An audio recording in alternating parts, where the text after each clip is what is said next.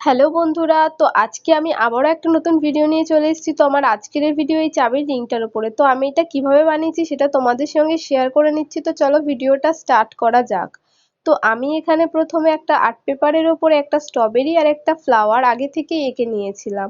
তো এঁকে নেওয়ার পরে আমি সেটাকে মাটির ওপরে রেখে মাটিটাকে কাটিং করে নিচ্ছি। তো কেটে নেওয়ার পরে দেখো একটা স্ট্রবেরির আকৃতি চলেই এসেছে। তো দেখতেই পাচ্ছ এটাকে কত সুন্দর লাগছে। তো এরপরে আমি একটা ফ্লাওয়ার যে এঁকে রেখেছিলাম, তো সেটাকেও আমি মাটির উপরে রেখে কেটে নিচ্ছি।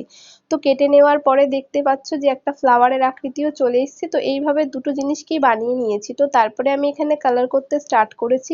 তো এভাবেই আমি কালার করে নিয়েছি। এরপর কালার করে নেওয়ার পরে দেখতে পাচ্ছ কতটা ভালো লাগছে। তো এরপরে আমি একটা সুতো ভরে নিয়েছি, সুতোটাকে ভরে ভালোভাবে আটকে দিয়ে চাবির রিংটা ভরে দিয়েছি। তো এরপর ফাইনাল লুকটা কেমন লাগছে দেখো। যদি তোমাদের ভালো লাগে লাইক কমেন্ট শেয়ার করতে ভুলো না কিন্তু।